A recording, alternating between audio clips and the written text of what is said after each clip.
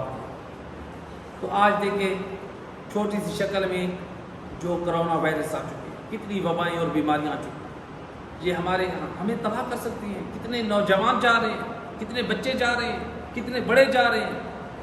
ہم اپنے آپ کو ہم استغفار کریں، اللہ کے قریب کرنے والے اعمال کریں، نہ کہ ایسے کام انجام دے کہ اللہ اور اس کے رسول سے دور۔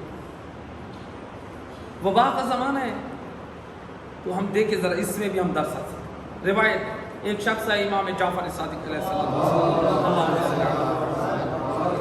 آ کر کہتے ہیں یبن رسول اللہ، میرا ایک چچا زاد ہے، اس میں میرے جو دادا کی طرف سے جو مکان تھا ایک کمرہ مجھے دیا تھا، باقی ساری جائیداد اس نے رکھی۔ یبن رسول اللہ، وہ قابض ہو گیا ہے، اب اس نے مجھے اس حق سے محروم کر دیا ہے، اور وہ میرے تک نہ بولتا ہے، نہ سلام کرتا ہے، نہ کچھ۔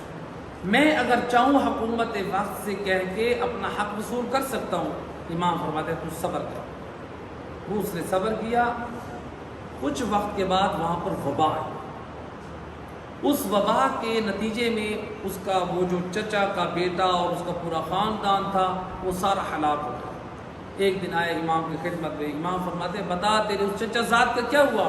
کہتا ہے یبن رسول اللہ، وہ سارے اس دنیا سے جا چکے ہیں، اور وہ جو میراث میں وہ گھر تھا، وہ جائیداد تھی، وہ میرے پاس آ چکی ہے۔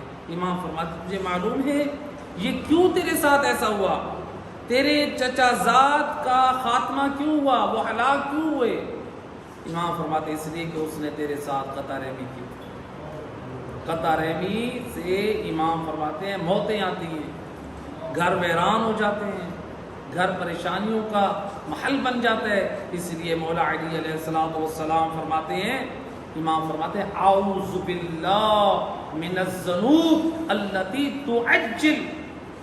تعجل الموت۔ امام فرماتے ہیں میں اللہ کی پناہ مانگتا ہوں ان گناہوں سے جس سے انسان کی موت جلدی آتی ہے۔ پوچھا گیا مولا وہ کون سے ہیں؟ امام فرماتے ہیں وہ ہے قطع رحمی، رشتہ داروں سے تعلق ختم کر دینا۔ امام فرماتے ہیں جو رشتہ داروں سے تعلق ختم کر دیتا ہے اللہ اس کی روزی کے دروازے بند کر دیتا ہے۔ امام فرماتے ہیں جو صلہ رحمی کرتا ہے اللہ اس کی روزی بھی بڑھا دیتا ہے اور اس کی زندگی بھی بڑھا دیتا ہے۔ اور امام کے یہ جملے ہیں، امام فرماتے ہیں اگر وہ نیک اور متقی انسان بھی کیوں نہ ہو، قطع رحمی کے سبب سے یعنی زندگی کم ہو جاتی ہے اور کاروبار میں گھاٹے شروع ہو جاتے ہیں۔ تو لہٰذا یعنی ان چیزوں کی طرف ہمیں توجہ کرنے کی ضرورت ہے۔ یہ چھوٹی چھوٹی چیزیں ہم ان کو دیکھتے ہیں، لیکن اللہ اور رسول کی نگاہ میں یہ بہت بڑی چیزیں ہیں، صلہ رحمی۔ اور یہاں پر ایک اور اہم نقطہ کہ حضرت ابو طالب علیہ السلام کے